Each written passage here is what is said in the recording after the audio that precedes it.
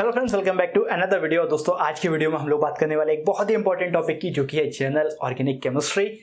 बहुत सारे लोगों ने इस वीडियो के लिए रिक्वेस्ट किया था, तो बिना देर किए इस वीडियो को करते हैं स्टार्ट। आप लोग बने रहिए मेरे साथ। मेरा नाम है मुदस्सर, आप देख रहे हैं कीप एजुकेटिंग योरसेल्फ।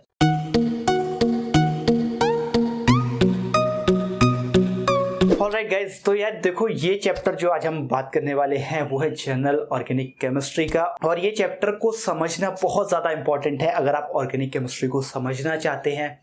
अब होता क्या है यार, जैसे कि मैं हमेशा से बोलता आया हूँ कि एक ऑर्गेनिक केमिस्ट्री एक ऐसे भूत की तरह है जिसको देखा किसी ने नहीं है, लेकिन डरते सारे लोग हैं। सेम हालत ऑर्गेनिक केमिस्ट्री की है कि साहब जो है पढ़ा है या नहीं पढ़ा है, लेकिन हमें डरा पहले से दिया गया है कि ऑर्गेनिक केमिस्ट्री है तो भाई ऐसे समझ में नहीं आने वाली है, बहुत डिफिकल्ट है। तो ये चैप्टर हम स्टार्ट कर रहे हैं अभी डिस्कस करना। तो ये चैप्टर हम स्टार्ट कर रहे हैं अभी डिस्कस करना। मेरी आप लोगों से रिक्वेस्ट ये है कि आप अपने दिमाग से ये चीज़ निकाल दो कि ऑर्गेनिक केमिस्ट्री है बहुत डिफिकल्ट है, आपको समझ में नहीं आएगी। इनफैक्ट ऑर्गेनिक केमिस्ट्री एक्चुअली बाकी तीनों, मतलब बाकी दोनों को हम कंपेयर करें, फिजिकल और इनऑर्गेनिक से कंपेयर करें, तो ये कहीं ज़्यादा इंटरेस्टिंग है और समझ में भी अच्छे से आती है। तो बिल्कुल आप दिमाग से ये बात निकाल दीजिए कि ऑर्गेनिक केमिस्ट्री है डिफिकल्ट है, समझ में नहीं आती। नहीं, ऐसा कुछ भी नहीं है। अगर आप लोग ये थिंकिंग के साथ पढ़ेंगे कि हाँ भाई ऑर्गेनिक केमिस्ट्री है, मुझे समझनी है, वीडियो देखने के बाद में मुझे बुक से भी पढ़ना है, तो आपको 100% ये जो है चैप्टर समझ में आएगा और आप ऑर्गेनिक केमिस्ट्री भी आगे अच्छे से समझ पाओगे।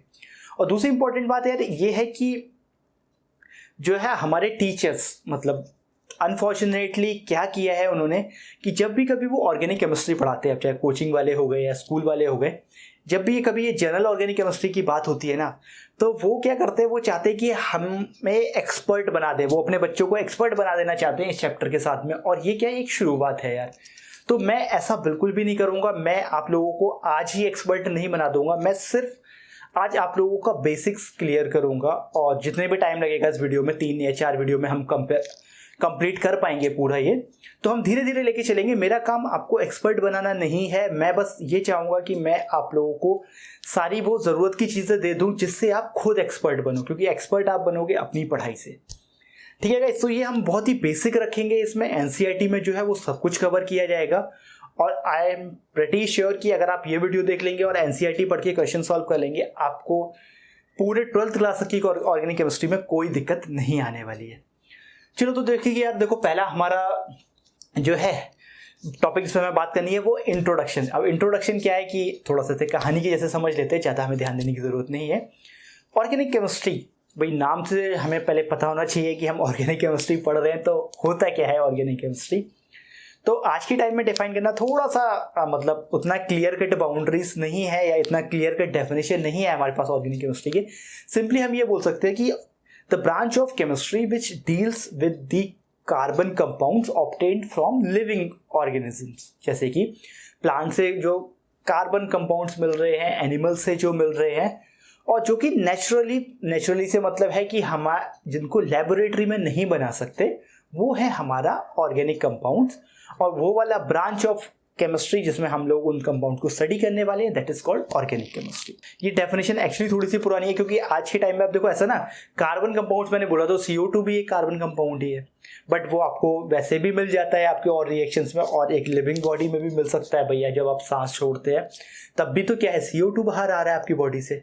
तो इसलिए इसका मतलब ऐसे बाउंड्रीज बहुत शार्पली डिफाइन नहीं है, लेकिन आप मोटे तौर पर ये समझ सकते हैं कि जो ऐसे कार्बन कंपाउंड जो आपको मेजॉरिटी में लैब में आपको मेजॉरिटी में सिर्फ और सिर्फ लिविंग ऑर्गेनिजम्स के अंदर ही मिलते हैं, वही हमारे ऑर्गेनिक कंपाउंड्स कहलाते हैं।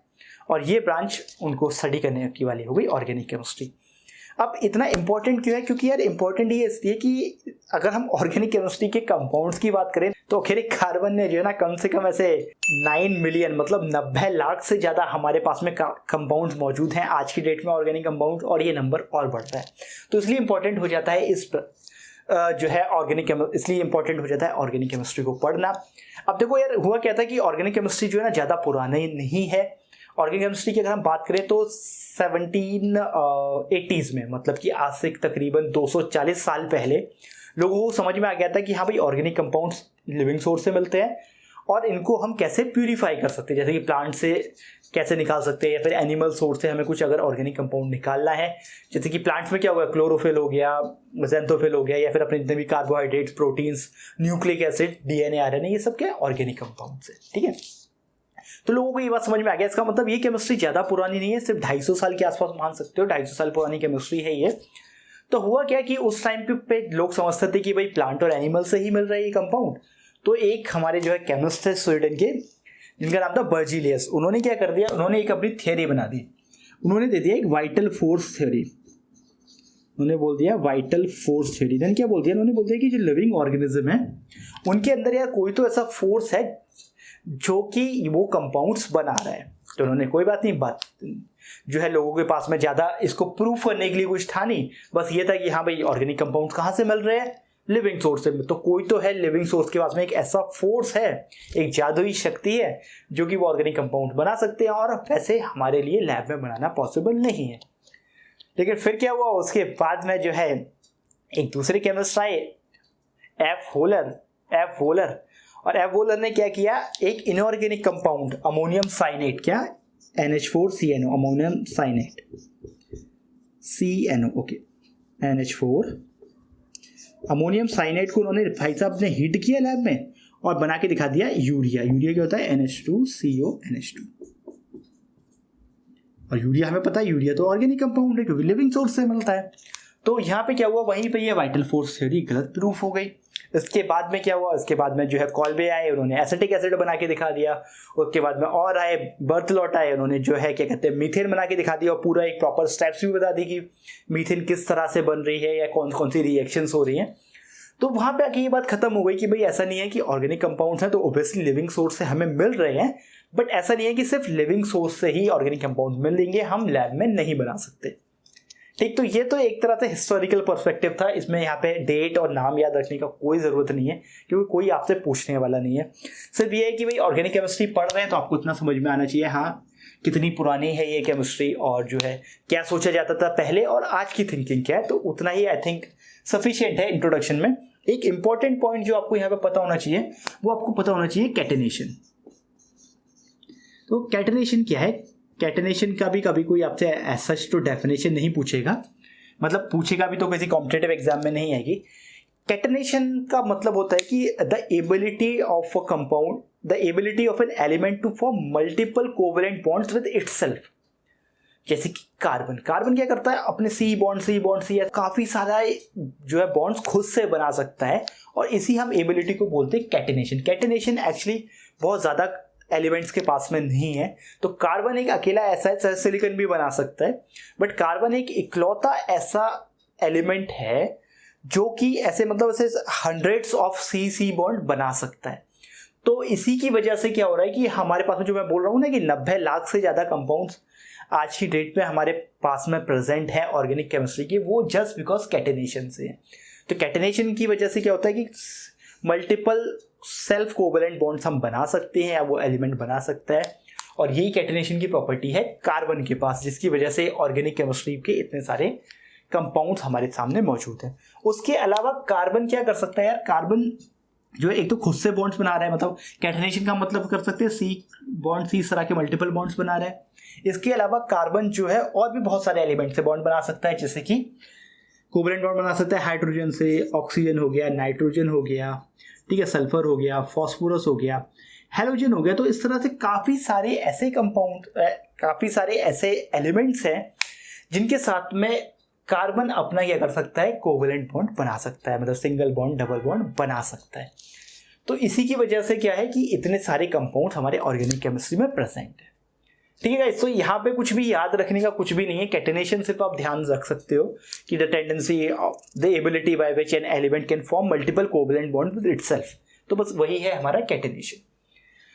अब इंपॉर्टेंट चीज यहाँ से स्टार्ट होगी, टेट्रावैलेंसी ऑफ कार्बन, तो उसको हम अच्छे से पढ़ेंगे। इंट्रोडक्शन में फिलहाल इतना ही था, मैं इसको इरेज कर देता हूँ। ठीक है, बिल्कुल भी यार टेंशन लेने की जरूरत नहीं है। देखो ऑर्गेनिक केमिस्ट्री है, इंटरेस्ट के साथ में हम इसको करेंगे, और जब इंटरेस्ट के साथ में करेंगे तो चीज़ें देखना कितनी आसान हो जाएंगी, मतलब आपको कुछ भी रटने की ज़रूरत नहीं पड़ेगी, कुछ भी आपको ऐसा हेक्टिक या ऐसा नहीं लगेगा बर्डन पड़ रहा है आपके ऊपर। गाइस स्टार्ट करते हैं। देखो टेट्रावैलेंसी, टेट्रा से मतलब तो 4, तो देखो होता है 4 मतलब टेट्रा वैलेंसी मतलब कि 4 कुछ वैलेंसी, 4 इलेक्ट्रॉन 4 बॉन्ड जो भी है। फिलहाल सबसे पहले कार्बन का हम लोग देखते हैं भाई, इलेक्ट्रॉनिक कन्फिग्रेशन करते हैं, ठीक है। तो कार्बन का एटॉमिक नंबर हमें पता है 6 है, तो इलेक्ट्रॉन कन्फिग्रेशन क्या होगा इसका 1s2 2s2 2p2। ओके, अगर हम इसका देखो ग्राउंड स्टेट में बना दें, ठीक है, GS लिखा है मैंने, विच मीन्स ग्राउंड स्टेट। तो एक ये और ये लास्ट का देखो मैं S और P बना रहा हूँ, ये है मेरा 2s ऑर्बिटल और ये है मेरा 2p ऑर्बिटल। तो यहाँ पे क्या है, 2 इलेक्ट्रॉन देखो s में है और p में भी 2 इलेक्ट्रॉन है, तो मैंने ये सिंगल दिखा दिया है। अगर आप लोग अभी नए नए 11th क्लास में आए हैं और आपको ये जो है अपना इलेक्ट्रॉनिक कन्फिग्रेशन में अगर प्रॉब्लम है, तो मैं चाहूंगा कि आप यार पहले ये वाला वीडियो देख लो, उधर आ रहा हुआ एक लिंक में। यहाँ पे मैंने अबव प्रिंसिपल और इलेक्ट्रॉनिक कन्फिग्रेशन बहुत अच्छे से समझाया है क्वांटम नंबर्स के साथ। तो क्या होगा कि आप लोगों को इलेक्ट्रॉनिक कन्फिग्रेशन में प्रॉब्लम नहीं होगी अगर कोई है तो। ओके गाइस, तो ये तो ग्राउंड स्टेट की बात हो गई। लेकिन जब भी कभी ये बॉन्ड बनाएगा मतलब एक्साइटेड स्टेट में जाएगा, तो एक्साइटेड स्टेट में क्या होगा, मैं EXS लिख देता हूँ एक्साइटेड स्टेट। तो यहाँ पे क्या होगा, T2s का एक इलेक्ट्रॉन जो है यहाँ से निकल के जंप करके 2p में चला जाएगा। ओके, तो पहले जो कंडीशन ऐसी थी अब वो ऐसी हो गई। तो यहाँ पे आप क्लियरली देख सकते हो कि भाई अपने पास में क्या है, 4 अनपेयर्ड इलेक्ट्रॉन प्रेजेंट है, ठीक है, एक 2s में और 3 2p में प्रेजेंट है। तो यही हमारी एक तरह से टेट्रा वैलेंसी है। अब इससे क्या क्या हो सकता है इसको हम समझेंगे आराम से। पहले एक छोटा सा एग्जांपल ले लेते हैं CH4 का लुईस डॉट स्ट्रक्चर के फॉर्म में, देखते हैं कि कैसे काम करता हो। तो मुझे ये समझ में आ गया यार कि जो मेरा कार्बन है उसकी वैलेंसी 4 है, क्योंकि आउटर मोस्ट शेल में 4 इलेक्ट्रॉन प्रेजेंट है। और यहाँ पे मैंने ये भी दिखा दिया कि एक्साइटेड स्टेट में किस तरह से वो 4 फ्री इलेक्ट्रॉन की फॉर्म में आ जाएगा। मतलब अगर मैं कार्बन CH4 बनाना चाहूँ तो कार्बन 1 2 3 4 ऐसे लगा सकता हूँ मैं इसके 4। अब 4 कार्बन है, हमें पता है कि कार्बन को ऑक्टेट पूरा करने के लिए क्या करना पड़ेगा, भाई 8 इलेक्ट्रॉन चाहिए, 4 इसके पास है, मतलब 4 से जुगाड़ करनी पड़ेगी कहीं से। तो मान लो थोड़ी देर के लिए अगर हाइड्रोजन यहाँ पे प्रेजेंट है, तो हाइड्रोजन ये कट्टा मतलब हाइड्रोजन के इलेक्ट्रॉन्स है। ओके, तो 4 हाइड्रोजन है, तो हाइड्रोजन को क्या है, क्योंकि हाइड्रोजन के पास में सिर्फ एक ही इलेक्ट्रॉन है, तो उसको सिर्फ अपना ड्यूप्लेक्स कंप्लीट करना है, मतलब उसको सिर्फ और सिर्फ 2 इलेक्ट्रॉन ही चाहिए, तो वो अपना देखो यहाँ से काम कर लेगा। तो 4 हाइड्रोजन तो सेटिस्फाइड हो गए, इनका जो है ड्यूप्लेक्स सेटिस्फाइड हो गया, क्योंकि इनको 2 ही इलेक्ट्रॉन चाहिए थे नोबल गैस कन्फिग्रेशन तक पहुंचने के लिए। अब क्योंकि कार्बन ने इनको शेयर किया, तो कार्बन इनसे भी इलेक्ट्रॉन लेगा और जो है मतलब शेयर करेगा, और ये अपने 4 इनके लिए लेगा, और इस तरह से कार्बन के पास भी 8 इलेक्ट्रॉन हो जाएंगे और हाइड्रोजन के पास में 2 इलेक्ट्रॉन होकर काम चल जाएगा। तो ये हमारा अगर हम इसको और शॉर्ट में दिखाने की कोशिश करें, तो मतलब क्या हुआ कि भाई कार्बन ने क्या किया, 4 सिंगल बॉन्ड फॉर्म कर लिया हाइड्रोजन के साथ, और बन गया अपना CH4 मॉलिक्यूल या फिर मीथेन का मॉलिक्यूल। तो यही हम बताने की कोशिश कर रहे हैं टेट्रा वैलेंसी में, लेकिन इतना आसान नहीं है। अब हम एक्चुअली आते हैं हाइब्रिडाइजेशन पे, कि हाइब्रिडाइजेशन किस तरह से हम दिखाएंगे कि अगर ये CH4 है तो ये sp3 हाइब्रिडाइजेशन है, या इसका स्ट्रक्चर है कैसा है, ये चीजें अभी समझते हैं, थोड़ी सी जगह बना लेते हैं यार पहले। तो आई होप आपको ये 2s और ये 2p का कॉन्सेप्ट तो समझ में आ ही गया होगा। एक काम और करता हूं मैं यहाँ पे थोड़ी देर के लिए,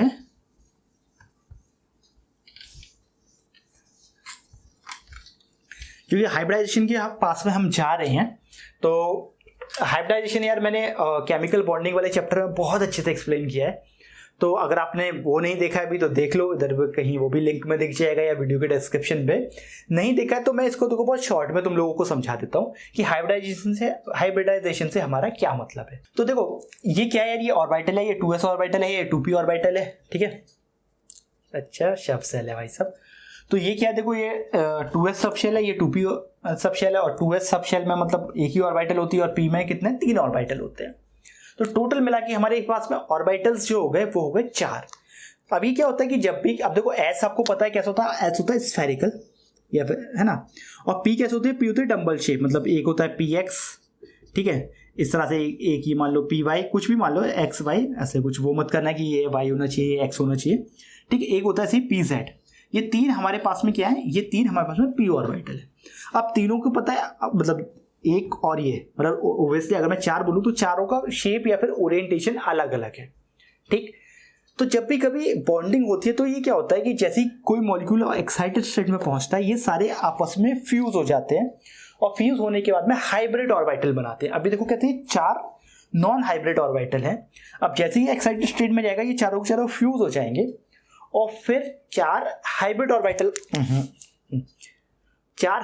ऑर्बिटल बनाएंगे। अब हाइब्रिड ऑर्बिटल बनाने का फायदा क्या होगा, देखो यार ये 2s है, ये इसका न्यूक्लियस से डिस्टेंस कुछ होगा, इसका शेप अलग है, इसकी एनर्जी अलग है।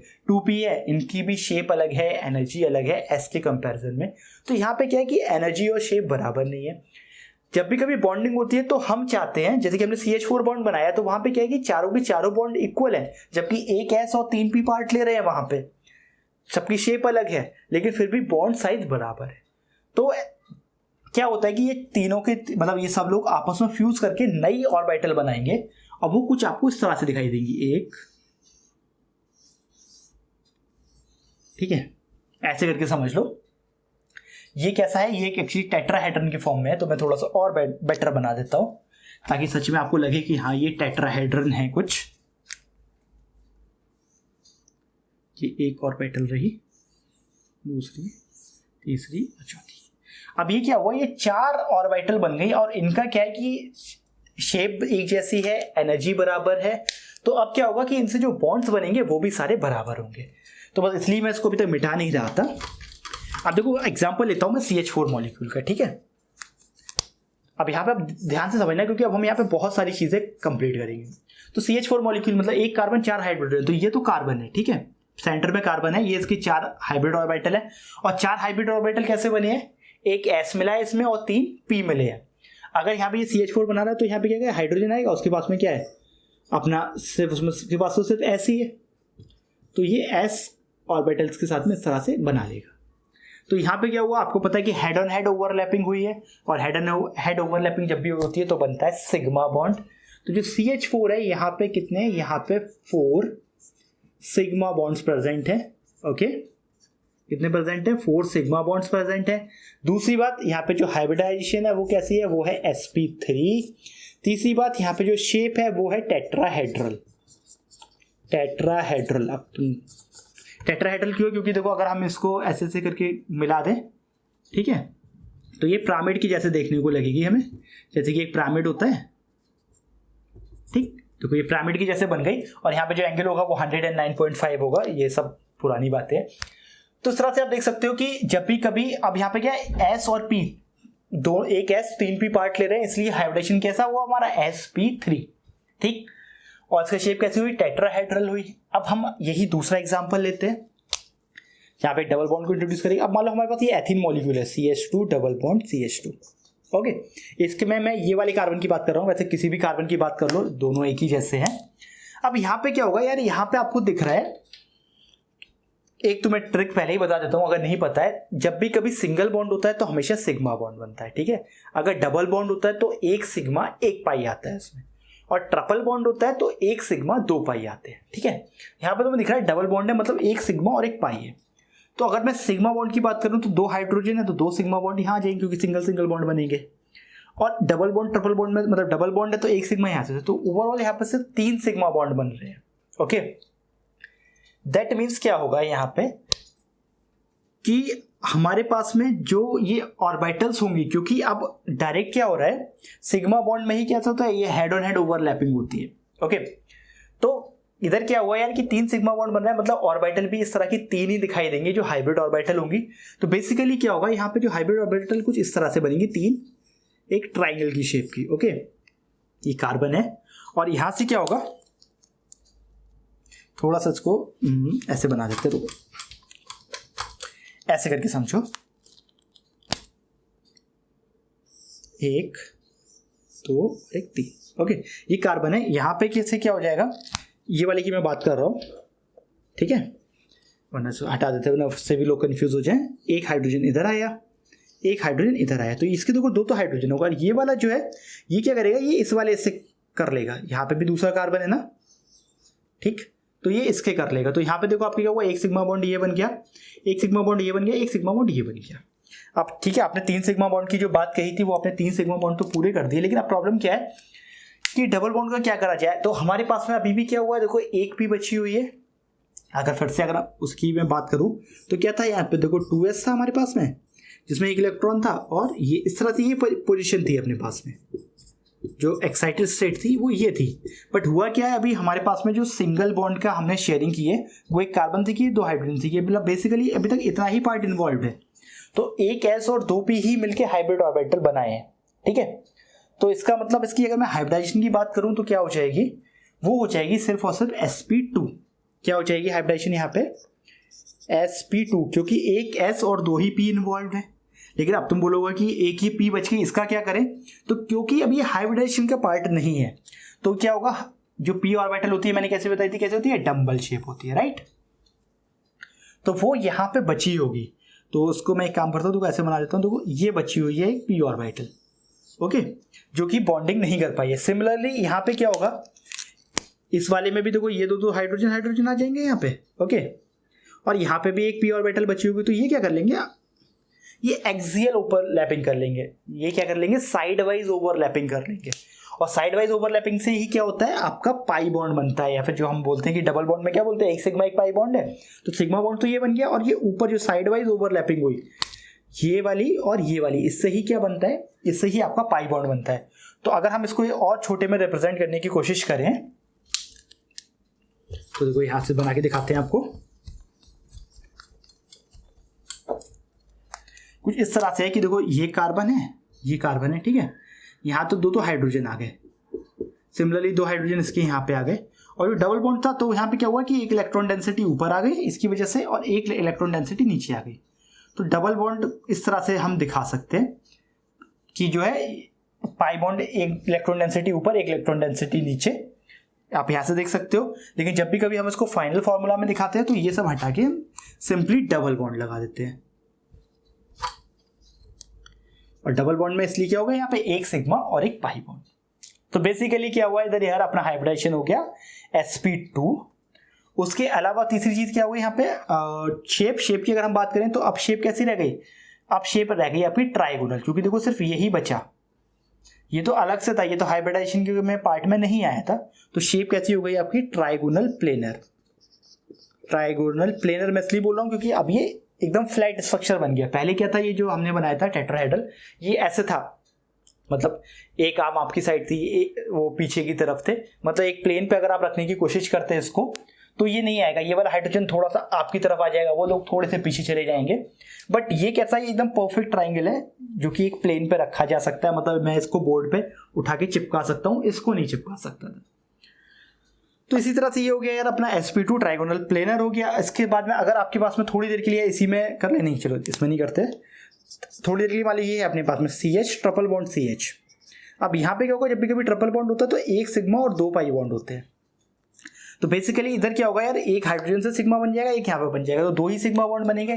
दैट मीन्स यहाँ पे क्या जो हाइब्रिडाइजेशन होगी वो होगी आपकी सिर्फ और सिर्फ sp, ओके, और इसका स्ट्रक्चर होगा लीनियर। अब तुम बोलोगे ये कितना जल्दी कैसे बना दिया, तो यहाँ पे ऐसे समझ लो थोड़ी देर के लिए कि एक हाइड्रोजन यहाँ से हटा दो, और जो आप ये दो मतलब बना रहे थे इसका एक एक और निकाल दो, बस वही है, ठीक है ना, एक यहाँ से हट जाएगा। और जो आप जो है दो पी मतलब वैसे बचेंगे जो हाइब्रिडाइजेशन में पार्ट नहीं ले रहे, तो एक तो ऐसा ही है, दो पी मतलब एक एक और ऐसे साइड वाइज ओवरलैप कर लेंगे, तो ये आपका इस तरह से आ जाएगा। तो बेसिकली अगर आपको कल को कोई भी हाइब्रिडेशन निकालने की बात करता है तो बहुत सिंपल सा है कि number of sigma bonds count कर लो। अगर आपने सिग्मा बॉन्ड जितने हैं उस पर्टिकुलर एलिमेंट के लिए वही उसकी हाइब्रिडेशन है। फॉर एग्जांपल पहले की बात करूं तो मैं 1 2 3 4 सिग्मा बॉन्ड बन रहे थे, तो मेरी हाइब्रिडेशन कितनी थी, sp3। देखो sp3 टोटल कितना होगा 4। सिमिलरली दूसरे केस में कितने नंबर ऑफ सिग्मा बॉन्ड्स बन रहे थे, एक सिग्मा बॉन्ड, 2 और 1 3, सिर्फ 3 ही बन रहे थे। 3 का मतलब sp2, एक sp2। थर्ड केस में बात करूं तो सिर्फ 2 ही सिग्मा बॉन्ड बन रहे हैं, इसलिए क्या रह गया, ये सिर्फ और सिर्फ sp रह गया। तो इस तरह से आप हाइब्रिडाइजेशन बता सकते हो। क्वेश्चंस भी हैं, 1 2 करवा देंगे, बाकी काम तुम खुद करना। अब कैसे देखो एक इंपॉर्टेंट बात और समझ लो यहाँ पे, जिसको हम बोलते हैं इलेक्ट्रोनेगेटिविटी एंड जो है स्टेबिलिटी, मतलब कि सबसे ज्यादा स्ट्रांग कोई होगा तो वो होगा ये वाला, क्योंकि आपको पता है ट्रिपल बॉन्ड है, तो ट्रिपल बॉन्ड है तो सबसे ज्यादा स्ट्रांग हो गया। यहाँ पे सबसे ज्यादा स्ट्रांग होने के साथ साथ ये सबसे ज्यादा कैसा है, इलेक्ट्रोनेगेटिव भी है। इलेक्ट्रोनेगेटिव मतलब इलेक्ट्रोनेगेटिविटी इसकी सबसे ज्यादा हाई है। इलेक्ट्रोनेगेटिविटी क्यों हाई है, क्योंकि ऐसा मानते हैं कि जितना आपके पास में s करेक्टर होगा, जैसे कि इसकी हाइब्रिडेशन क्या है sp, तो मतलब यहाँ पे S का परसेंटेज कितना है 50%। सिमिलरली अगर मैं sp2 की बात करूं तो इन दोनों में कंपेयर करूं तो यहाँ पे S करेक्टर ज्यादा हो गया क्योंकि 50% S करेक्टर आ गया। S करेक्टर का मतलब ऐसा है कि जो S ऑर्बिटल होता है ना अपना, वो न्यूक्लियस के सबसे पास माना जाता है। तो जितना ज्यादा S करेक्टर होगा उतने ही इलेक्ट्रॉन न्यूक्लियस के पास में रहेंगे, उतना ही वो बॉन्ड स्ट्रांग हो जाएगा। तो इसलिए sp हमारा सबसे ज्यादा स्ट्रांग होगा। क्यों? क्योंकि इसमें S करेक्टर 50% है, 50% S करेक्टर है, ये लिख लेना, बहुत इंपॉर्टेंट है, एग्जाम में आ सकता है और वैसे भी आपको पता होना चाहिए। तो ये जो है ये वाला में 50% S करेक्टर है, इसलिए सबसे ज्यादा इलेक्ट्रोनेगेटिव है, फिर ये है और ये सबसे कम इलेक्ट्रोनेगेटिव है, और सबसे ज्यादा स्ट्रांग भी ऑब्वियसली यही है ट्रिपल बॉन्ड वाला। दूसरी इंपॉर्टेंट बात क्या है, आपको S करेक्टर समझ में आ गया। दूसरी बहुत इंपॉर्टेंट बात यह है कि यार जब भी कभी ये डबल बॉन्ड प्रेजेंट होता है, डबल बॉन्ड या ट्रिपल बॉन्ड, ये मॉलिक्यूल को और ज्यादा रिएक्टिव बना देते हैं। देखो कैसे, जैसे कि मैंने बताया था यहाँ पे आपको इलेक्ट्रॉन डेंसिटी ऊपर होगी और नीचे होगी। तो कोई भी ऐसा मॉलिक्यूल है जिसके पास में इलेक्ट्रॉन्स की कमी है, ठीक है, जिसको हम लोग क्या बोलते हैं, उनको हम लोग बोलते हैं इलेक्ट्रोफाइल, इलेक्ट्रॉन लविंग स्पीशीज। ऐसी स्पीशीज जिनके पास में इलेक्ट्रॉन की कमी है वो यहाँ पे इससे अट्रैक्ट हो सकते हैं या इस मॉलिक्यूल के ऊपर आके अटैक कर सकते हैं। तो जब भी कभी डबल बॉन्ड या ट्रिपल बॉन्ड बनता है वो उस कंपाउंड की रिएक्टिविटी बढ़ा देता है। भले ही मैं बोलूँ कि ये स्ट्रांग है, बॉन्डिंग वाइज स्ट्रांग है, या इलेक्ट्रोनेगेटिविटी बहुत हाई है। इलेक्ट्रोनेगेटिविटी का ही मतलब ये होता है कि भाई जो भी आपका इलेक्ट्रॉन्स का पेयर है वो ये अपनी साइड पकड़ के रखेगा या खींच के रखेगा। जो भी बॉन्ड बन रहा है उसमें इलेक्ट्रॉन अपनी तरफ खींच लेगा, लेकिन इसका मतलब ये नहीं है कि इस पर कोई बाहर से अटैक नहीं कर पाएगा, क्योंकि पाई बॉन्ड है। पाई बॉन्ड का मतलब ये इलेक्ट्रॉन डेंसिटी दो जगह तैर रही है, और जिसको भी इलेक्ट्रॉन डेंसिटी की जरूरत है, मतलब जितने भी हमारे क्या है इलेक्ट्रोफाइल है, इलेक्ट्रोफाइल तुरंत ही इधर आके अटैक कर देगी इनके ऊपर, ठीक है। तो ये चीज याद रखना। इसका मतलब सबसे ज्यादा एक तरह से मैं बोल सकता हूँ ये वाला रिएक्टिव होगा, फिर ये वाला, और सबसे कम कौन सा होगा अपना sp3 हाइब्रिडाइजेशन वाला, क्योंकि यहाँ पे कोई भी इलेक्ट्रॉन डेंसिटी नहीं है जिसपे आके कोई अटैक कर सके। अगर आपको इलेक्ट्रॉन डेंसिटी वाला थोड़ा सा डिफिकल्ट लग रहा है तो टेंशन मत लो, हम आके ना पूरा अटैक कैसे करते हैं, किस तरह से, कौन से मॉलिक्यूल मतलब ज्यादा स्ट्रॉन्ग इलेक्ट्रोफाइलिक करेक्टर शो करते हैं, ये सब कुछ हम आगे डिस्कस करेंगे। फिलहाल इंपॉर्टेंट आपके लिए है कि आप हाइब्रिडाइजेशन समझ लो, एस करेक्टर समझ लो कि भाई हाँ एस करेक्ट sp है तो उसमें 50% एस है, 50% p है। sp2 है तो उसमें मैं बोलूँगा कितना होगा, या 3 हो गए ना, तो 33% एस होगा, 66 या 67% अपना p करेक्टर आ जाएगा। सिमिलरली यहाँ पे एस करेक्टर से 25% रह जाएगा, तो ये सबसे कम इलेक्ट्रोनेगेटिव होगा, ये वाला सबसे ज़्यादा होगा। तो इतनी बात आप आई होप कि समझ में आ गई होगी। अब इसको हम मिटाते हैं, एक दो एग्जाम्पल करते हैं और फिर चलेंगे आगे की तरफ। आगे चीज़ें बहुत सिंपल है। और यहाँ पे यार एक बात और समझने की है, समझने की मतलब क्योंकि आपके एनसीईआरटी में नहीं दे रखी है, एक ट्रिक और है। जैसे मैंने बताया कि भाई आपको हाइब्रिडाइजेशन का मतलब क्या है, number of sigma bonds count कर लो। अब आपके पास में एग्जांपल है यार, देखो एक तो आपके पास में दे दिया CH4, ठीक है। CH4 मैं ऐसे लिखता हूँ हमेशा, बट चलो कोई बात नहीं, तुम लोगों के लिए चेंज कर लेता हूँ, मैं ऐसे लिखता हूँ। एक आपको दे दिया CH4, ठीक है, पहला। दूसरा दे दिया आपको मैंने CH3 पॉजिटिव, तीसरा दे दिया CH3 नेगेटिव, और मैंने बोला तीनों की भाई मुझे हाइब्रिडाइजेशन चाहिए। तो आपको पता है CH4, आपको पता है कि हाँ भाई 4 सिंगल बॉन्ड बन रहे हैं, आप मुझे तुरंत बता दोगे कि भाई ये है sp3 हाइब्रिडाइजेशन, ठीक है, 4 सिग्मा बॉन्ड बन रहे हैं या 4 सिंगल बॉन्ड बन रहे हैं। अगर मैं बोलूँ CH3 पॉजिटिव, तो अगर आप चाहोगे इसका स्ट्रक्चर बनाओगे तो 3 तो हाइड्रोजन है और 1 प्लस का साइन है। तो बेसिकली अगर मैं सिग्मा बॉन्ड की बात करूँ तो कितने बने, 3 ही बने। तो इसका मतलब आप बताओगे भाई ये है हमारा sp2। अब जब इसकी बारी आएगी CH3 माइनस की, तो ये भी ऐसा ही बनेगा, सिर्फ यहाँ पे क्या होगा, माइनस का साइन आ जाएगा। तो दोस्त जब भी कभी अगर माइनस का साइन होता है तो माइनस के साइन को हम एज अ सिग्मा बॉन्ड ही काउंट करते हैं। ये चीज लिख लो, ये चीज इंपॉर्टेंट है आपकी। नेगेटिव साइन को हम लोग कैसे काउंट करते हैं, एज अ सिग्मा बॉन्ड। क्योंकि देखो यहाँ पे हो रहा है क्या है कि भाई कार्बन के पास में 4 इलेक्ट्रॉन थे, 3 से तो उसने ऐसे करके बॉन्डिंग बना ली, 1 बचा हुआ है, और नेगेटिव चार्ज आ गया तो उसको 1 और इलेक्ट्रॉन मिल गया। तो बेसिकली वो एक बॉन्ड के जैसा ही काम कर रहा है, एक सिग्मा बॉन्ड के जैसा ही काम कर रहा है। तो यहाँ पे भी जो हाइब्रिडाइजेशन निकल कर आएगी वो निकल कर आएगी sp3। इस चीज का आप अच्छे से ध्यान रखेंगे, ठीक है। तो ये आपकी बुक में ट्रिक नहीं है, बाद में आपको समझ में आएगी, लेकिन मैंने आपको पहले ही बता दिया, ठीक है, नहीं है। चलो अब यार आपके देखो बुक में काफ़ी सारे एग्जाम्पल्स दे रखे हैं, मैं सिर्फ एक एग्जाम्पल करवा रहा हूँ यार, बाकी का काम है तुम्हारा करने के लिए। ओके चलो, एक नहीं यार 2 करवा देता हूँ एनसीईआरटी के एग्जाम्पल्स, बाकी के सारा जो है तुम्हें खुद ही करना है। एक ही बार ले लेता हूँ, देखो CH3 CH double bond CH एक तो ये ले लिया मैंने और एक ये ले लेते हैं, चलो CH triple bond N। Okay चलो अब हमें जो है ये दोनों का जो है करके दिखाते हैं आपको कि इनमें जो है क्या है। सारे के सारे जो भी कार्बन जैसे कि हमें दिख रहे हैं, हमें क्या करना है, इनका हाइब्रिडाइजेशन बताना है। तो हाइब्रिडाइजेशन तो अभी बता देते हैं, बुक को थोड़ा साइड में रखते हैं। तो हमें सारे के सारे कार्बन का हाइब्रिडाइजेशन बताना है और उनकी बेसिस पर उसका स्ट्रक्चर भी बताते हैं। तो पहले इसका एग्जाम्पल ले लेते हैं।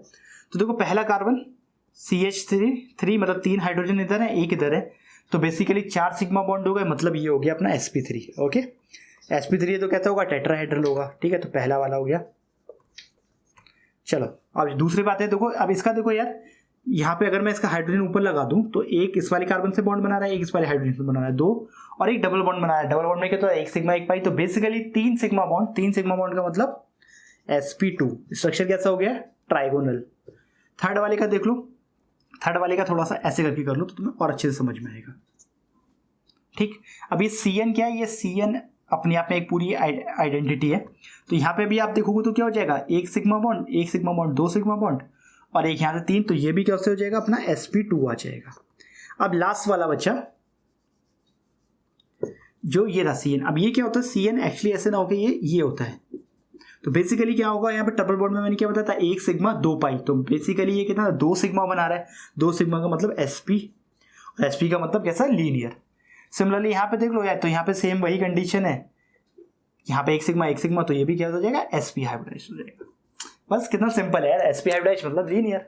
तो टेंशन लेने की यार कोई बात ही नहीं है, सब कुछ एकदम आसान है। अगर आप कॉन्सेप्ट को पकड़ के रखेंगे तो सब कुछ आसान है, तो बिल्कुल टेंशन लेने की जरूरत नहीं है यार कुछ भी। इसे मैं मिटाता हूँ, हम आगे आते हैं। आगे की चीजें बहुत ज्यादा आसान है। मैं तो यार मैं हाइब्रिडेशन पे इसलिए जोर देता हूँ क्योंकि बच्चे ना डर जाते हैं यहाँ से, और डरने की यार हमें बिल्कुल भी जरूरत नहीं है, क्योंकि अगर हम डर गए तो फिर ये ऑर्गेनिक केमिस्ट्री से कौन फाइट करेगा, है ना। तो डरने की बिल्कुल जरूरत नहीं है। इसलिए मैंने थोड़ा सा ये टेट्रावैलेंसी टॉपिक अच्छे से खींचा ताकि आपके दिमाग में कोई भी कंफ्यूजन ना रह जाए। स्ट्रक्चरल रिप्रेजेंटेशन सबसे सिंपल चीज है, कोई पूछेगा नहीं, लेकिन फिर भी समझ लो।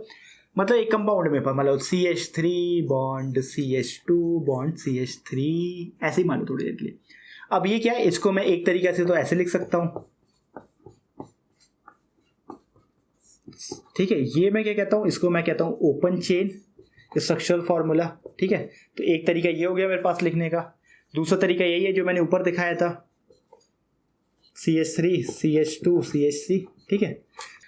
तीसरा तरीके को बोलते हैं बॉन्ड लाइन स्ट्रक्चर फॉर्मूला। उसमें क्या होता है कि आप ऐसे करके बना दो। बेसिकली क्या होता है कि जो एंड वाली आर्म्स हैं वो CH3 कहलाते हैं, मतलब ये एक CH3 है, एक ये CH3 है, मतलब मैंने गलत बना दिया, ये इतना ही बनेगा। तो बेसिकली ये कार्बन है, ये कार्बन है, ये कार्बन है, और एंड वाले कार्बन कैसे होते हैं, वो CH3 कहलाते हैं। तो ये CH3 और ये क्या बचा, CH2। अगर इसको मैं थोड़ा सा और यहाँ पे CH2 लगा देते तो एक ये ऊपर चला जाता। तो कोई पूछेगा नहीं यार, कोई मतलब कोई ज़रूरत ही नहीं है यार। ये जो बॉन्ड लाइन स्ट्रक्चर फॉर्मूला ना, ये काम आता है हमारे जब हम रिंग वाले कंपाउंड बना रहे होते हैं। जैसे कि ये मान लो मेरे पास साइक्लोहेक्सेन का एग्जांपल लेता हूँ मैं, तो कितना देखो CH2 सिमिलरली यहाँ पे भी CH2, फिर एक बार यहाँ पे CH2 और फिर फाइनली एक CH2 यहाँ पे। तो यहाँ पे देख के आपको कैसा लग रहा है, इसी की जगह अगर आप चाहो तो सिंपली क्या बना सकते हो, तो ये वाला जो है हमारे जितने भी स्ट्रक्चरल कंपाउंड मतलब सॉरी जितने भी सर्कुलर कंपाउंड मतलब जितने भी रिंग वाले कंपाउंड्स हैं जो कि क्लोज चेन कंपाउंड्स हैं, उनके लिए ये बॉन्ड लाइन फार्मूला बहुत ज़्यादा कामयाब है। अदरवाइज ये मॉलिक्यूल्स के लिए कोई इतनी दिक्कत की बात नहीं है। तो ये से मल्टीपल रिप्रेजेंटेशन है, बुक में है, एक दो देख के देख लेना, बस समझ में आना चाहिए, कोई पूछने वाला नहीं है। बस आपको पता होना चाहिए कि भाई आपने ये बनाया, इसका मतलब क्या है, ठीक है। अब क्योंकि यहाँ पे देखो कोई भी ओपन एंड नहीं है, ओपन एंड कैसा कहलाता है, CH3 कहलाता है, बाकी सारी क्लोज है, तो मतलब यहाँ भी समझो CH2 होगा। सिमिलरली जब कभी बेंजीन रिंग होता है तो बेंजीन रिंग क्या होता है अपना C6H6, यहाँ पे डबल बॉन्ड्स आते हैं तो ये आपका इस तरह से बन जाता है, ठीक है। बाकी आप लगा ही लोगे क्योंकि अब देखो यहाँ पे डबल बॉन्ड है तो यहाँ पे सिर्फ कार्बन ही बचेगा, 1 2 3 और एक हाइड्रोजन बचेगा यहाँ पे, बस एक CH यहाँ होगा, एक CH यहाँ होगा, एक CH यहाँ होगा, तो उसी तरह से आपका क्या हो जाएगा, ये C6H6 बन जाएगा। तो यहाँ पे इतना तो कुछ दिमाग लगाने की जरूरत नहीं है। एक चौथा बचता है जिसको हम बोलते हैं 3D डायग्राम। 3D representation. तो 3D रिप्रेजेंटेशन में क्या है, देखो एग्जांपल ले लेते हैं हम CH4 का, मीथेन का। ओके, तो यहाँ पे मैंने ये लगाया। अब क्योंकि मैंने आपको क्या बताता है कि मीथेन कैसा टेट्राहेड्रल है, तो यहाँ पे क्या होगा, एक तो देखो इस तरह से जाएगा,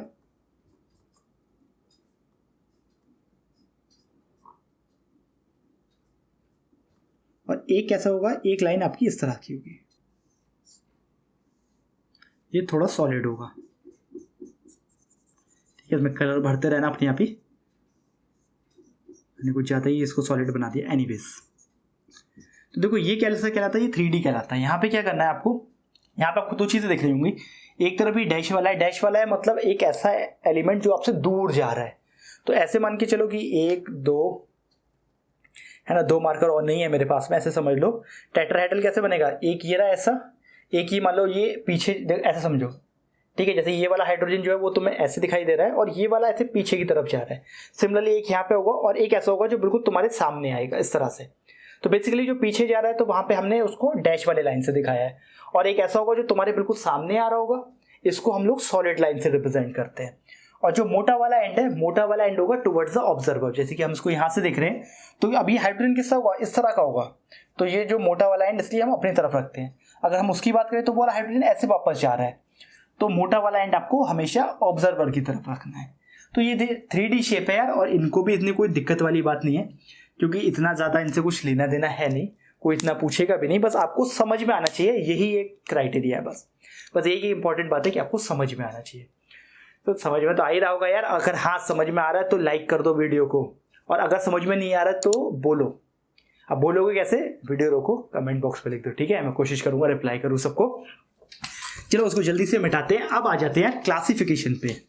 क्लासिफिकेशन क्या है, बस नाम का है यार, क्योंकि बिना मतलब के दे रखा है।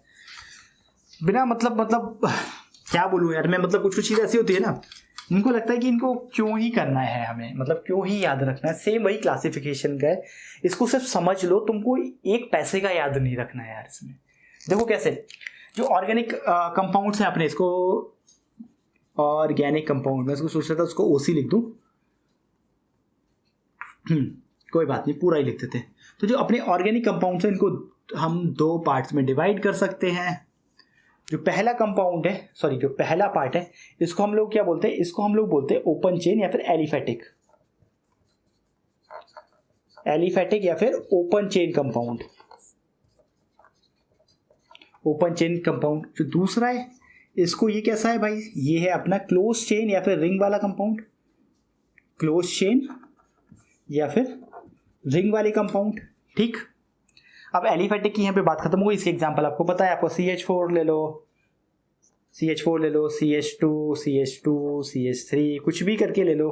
तो ये सारे के सारे जहाँ पे कोई भी मतलब ऐसे सीधा लाइन में है, जहाँ पे कोई भी रिंग नहीं बन रही है, कहने का मतलब ये क्लोज नहीं है, रिंग नहीं बन रही है, तो वो अपनी एलिफेटिक की कैटेगरी में आ गई है। इनको ए साइक्लिक भी कह देते हैं। तो क्लोज चेन या फिर यहाँ पे साइक्लिक भी लिख दो, क्लोज चेन, साइक्लिक, रिंग, कुछ भी ऐसे करके लिख दो। ठीक है, ये कैसा ए साइक्लिक हो गए, ये कैसे साइक्लिक कंपाउंड हो गए। अब इनकी बात यहाँ पे खत्म हो गई। इनको देखो, इसको फर्दर 2 पार्ट में डिवाइड कर देना है। कौन सा भाई, पहला है होमोसाइक्लिक, और दूसरा क्या है, ये हेटेरोसाइक्लिक। अब यहाँ पे क्या इतनी यार मुसीबत आ गई, यहाँ पे कुछ नहीं हुआ भाई। होमोसाइक्लिक का मतलब है जो साइकिल बन रही है, जो भी रिंग बन रहा है, वो सारी की सारी कार्बन है। यहाँ पे क्या है कि कार्बन के साथ में घुसपैठिया भी आ गया, कोई अलग एलिमेंट भी हो सकता है जो कि रिंग का पार्ट हो, तो वो हेटेरोसाइक्लिक की कैटेगरी में आ गया। जैसे कि एग्जांपल ये देखो यार, टेट्राहाइड्रोफ्यूरन का। यहाँ पे क्या हुआ कि यहाँ पे यार ये क्या है कि रिंग का ही ऑक्सीजन पार्ट बन गया, तो इनको बुरा लग गया, तो उन्होंने इसको हेटेरोसाइक्लिक में रख दिया, पता नहीं क्यों। इसको हम बिल्कुल भी नहीं पढ़ेंगे, तो टेंशन लेने की जरूरत नहीं है। होमोसाइक्लिक में फिर से यार 2 पार्ट है, ठीक है, इनको भी देख लेते हैं। पहला है एलिसाइक्लिक और दूसरा है एरोमेटिक। ओके, आपकी बुक में दे रखा है तो इसलिए मैं गंदा लिख रहा हूँ। एलिसाइक्लिक का मतलब यार ऐसा है कि भाई साइक्लिक कंपाउंड तो है, बट वो एरोमेटिक नहीं है। एरोमेटिक मतलब क्या होता है, कैरेक्टरिस्टिक स्मेल होता है टिपिकल, वो नहीं। जैसे फॉर एग्जांपल ये हो गया, ये सारे एरोमेटिक कंपाउंड है। ठीक है, ये हो गया, मतलब सॉरी, ये सारे के सारे देखो क्या है, साइक्लिक कंपाउंड है, बट ये एरोमेटिक नहीं है। एरोमेटिक कंपाउंड कौन से होते हैं जिसमें एक पर्टिकुलर एक स्मेल आती है, सिर्फ स्मेल से मतलब नहीं है यार, एक करेक्टरिस्टिक होती है जिसको हम बोलते हैं हक्कल रूल, वो उनको सेटिस्फाई करना होता है। हक्कल रूल क्या होता है, वो बोर्ड पे जगह नहीं है, जगह बना के बता देंगे, ठीक है। फिलहाल इसको खत्म कर लेते हैं। तो एरोमेटिक में भी यार 2 पार्ट में और डिवाइड कर दिया गया है, पता नहीं क्यों, बट कोई बात नहीं, पता नहीं क्यों नहीं, ठीक काम के लिए किया गया है, बट हमें उतनी ज़रूरत नहीं है। तो ये 2 पार्ट में क्या डिवाइड किया है, बेंजीनोइड और नॉन बेंजीनोइड।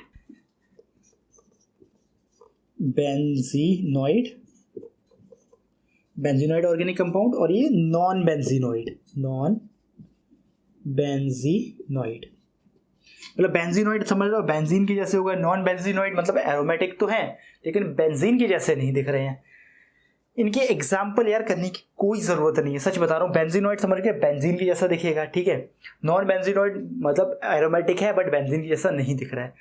तो कहने का मतलब यार देखो, हम डील किससे करेंगे, हम पढ़ेंगे ये वाला, पढ़ेंगे एलिफेटिक कंपाउंड्स को पढ़ेंगे हम, और दूसरा क्या करेंगे, ये एलिसाइक्लिक बिल्कुल ना के बराबर है, और दूसरा हम जो मेजोरिटी में पढ़ेंगे वो पढ़ेंगे इनको बेंजीनोइड्स को। बस हम बेसिकली सिर्फ यही 2 चीज़ों को डिटेल में पढ़ने वाले हैं, इन सब का नाम जिक्र भी नहीं आने वाला है, तो सिर्फ क्लासिफिकेशन के लिए है, रटने की कोई ज़रूरत नहीं है। ना ही कोई तुमसे एग्जाम में पूछेगा कि भाई give me the example 2 example of heterocyclic compound, कोई नहीं पूछेगा यार।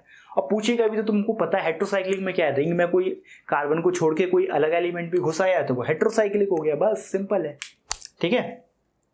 तो इतना कोई टेंशन लेने की बिल्कुल भी ज़रूरत नहीं है, देख के लग रहा है, लेकिन यार याद व्याद करने के चक्कर में मत पड़ना।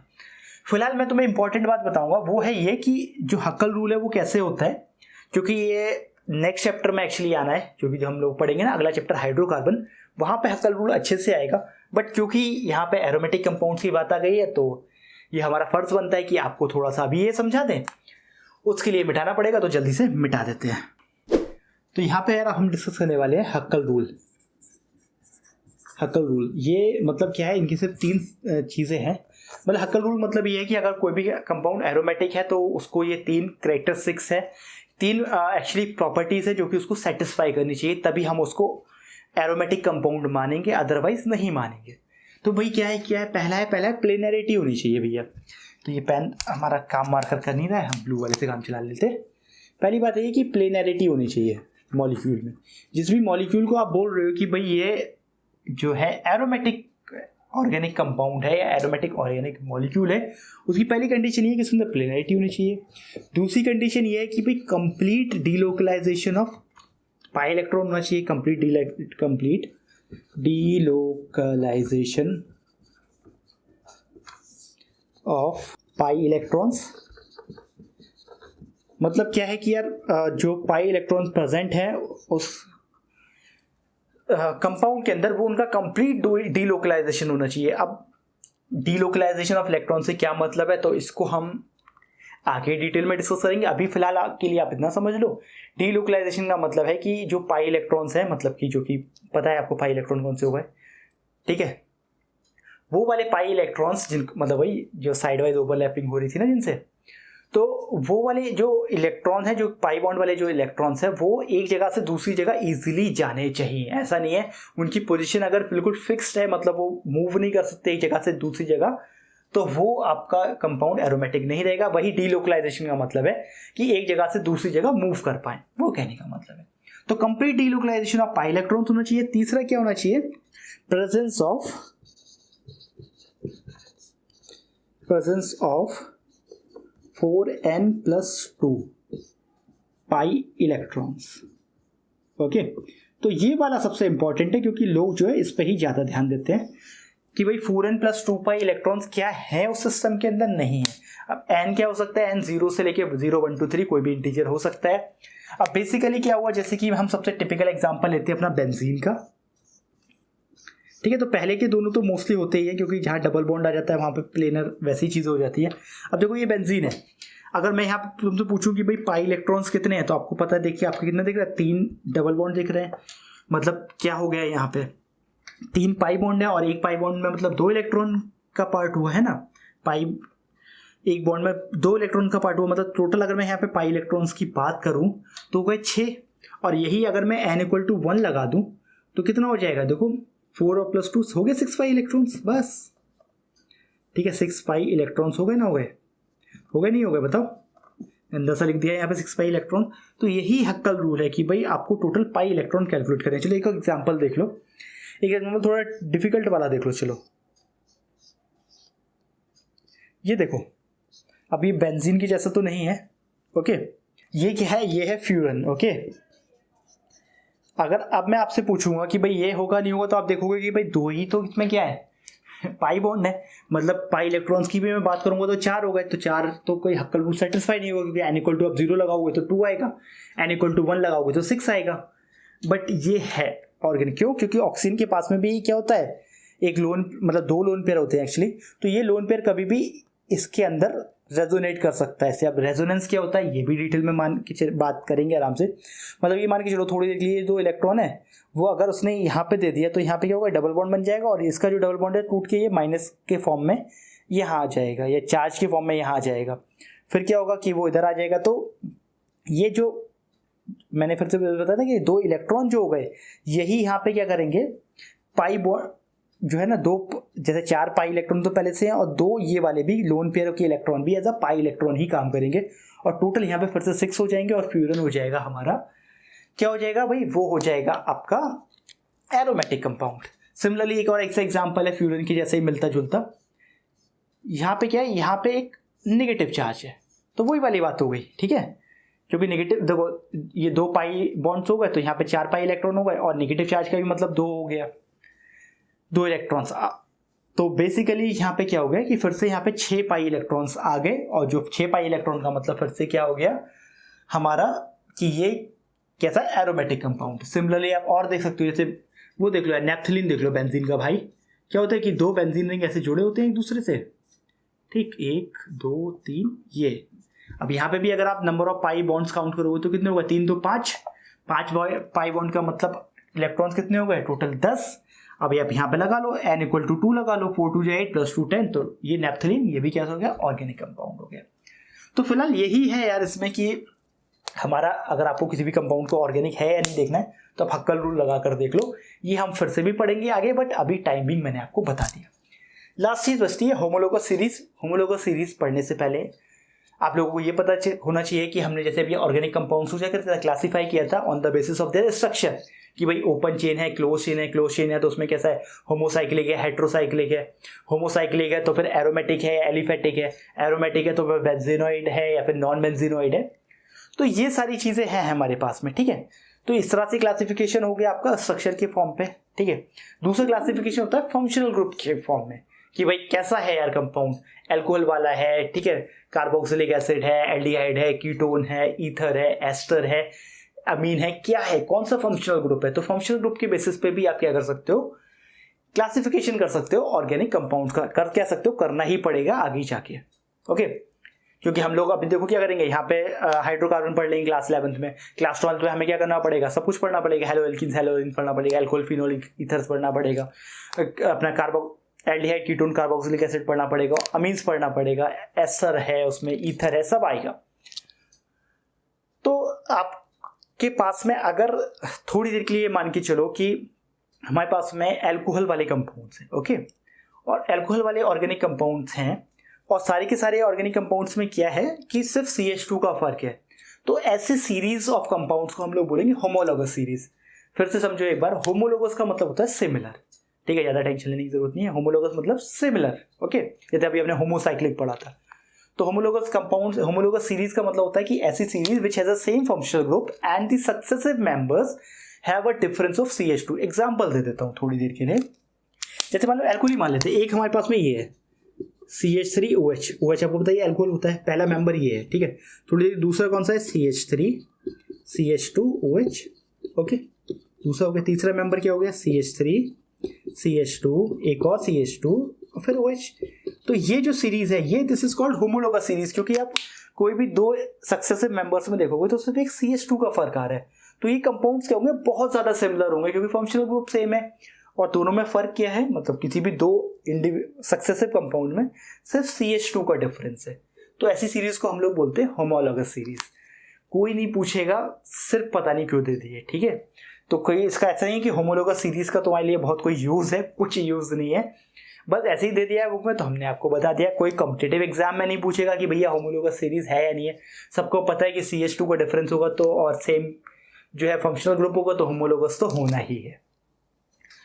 और राइट गाइस, चलो यार ऐसा करते हैं, देखो टाइम काफ़ी हो गया है हमारा इसमें, तो इसको हम यहीं रोकते हैं। नेक्स्ट वीडियो में क्या करेंगे, नेक्स्ट वीडियो में हम लोग डिस्कस करेंगे डिटेल में नेमिंग। नोमेनक्लेचर बहुत इंपॉर्टेंट है क्योंकि बच्चे हमेशा परेशान रहते हैं, क्योंकि जब हम आगे जाते हैं फिर उसके बाद हम यहाँ के बेसिक्स भूल चुके होते हैं। तो जैसे कि मैंने आपको ये पढ़ाया एकदम आराम से इत्मीनान के साथ में, क्या इंपॉर्टेंट है क्या इंपॉर्टेंट नहीं है क्या आपको पता होना चाहिए, वैसे ही मैं आपको नेमिंग भी कर पाऊंगा, जो कि हम इसका नेक्स्ट वीडियो में मिलेगा।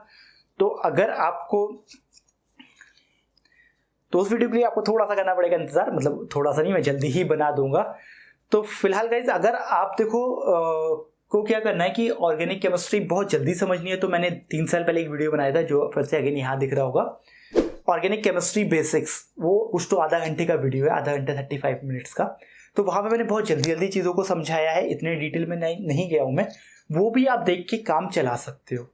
तो अगर आप क्लास 12th में है तो मैं बोलूँगा कि यार वही वाला वीडियो देख लो, और बाकी के मैंने और ऑर्गेनिक केमिस्ट्री के वीडियोस बनाए हैं, उनसे देख के भी काम चल जाएगा आपका, तो उस वीडियो को भी देख सकते हैं। और अगर आपको ये वीडियो पसंद आया है यार, तो जो है वीडियो को लाइक कीजिए। उसके साथ साथ एक बहुत इंपॉर्टेंट काम करना है कि अगर आपने अभी तक सब्सक्राइब नहीं किया है तो प्लीज़ कंसिडर सब्सक्राइबिंग। हमारे चैनल पे जो है केमिस्ट्री का बहुत सारा कंटेंट है, और जैसे जैसे आप बोलोगे वैसे वैसे और हम वीडियोस बनाते रहेंगे। सो गाइस, सच में अगर पसंद आया है तो लाइक किए बिना मत जाना, और अपने फ्रेंड्स को भी शेयर करना। वीडियो से रिलेटेड कोई भी कमेंट है, सजेशन है, कोई भी आपकी दिक्कत है तो कमेंट बॉक्स में लिखिए, मैं कोशिश करूंगा आप लोगों को रिप्लाई करूं। उसके साथ साथ चाहो तो यार ये इंस्टाग्राम ट्विटर पे भी फॉलो कर लो, मैं ज़्यादा सोशल मीडिया पे एक्टिव नहीं रहता हूँ। अगर आप हैं इंस्टाग्राम और फेसबुक या ट्विटर पे तो कर लो फॉलो, और नहीं है तो प्लीज़ मेरी वजह से मत आना, you are in a very happy place, social media पे मत आना अगर नहीं हो तो। Alright guys, thank you so much for watching this video. Keep educating yourself, educate others too. I'll see you guys in my next video. Till then, take care.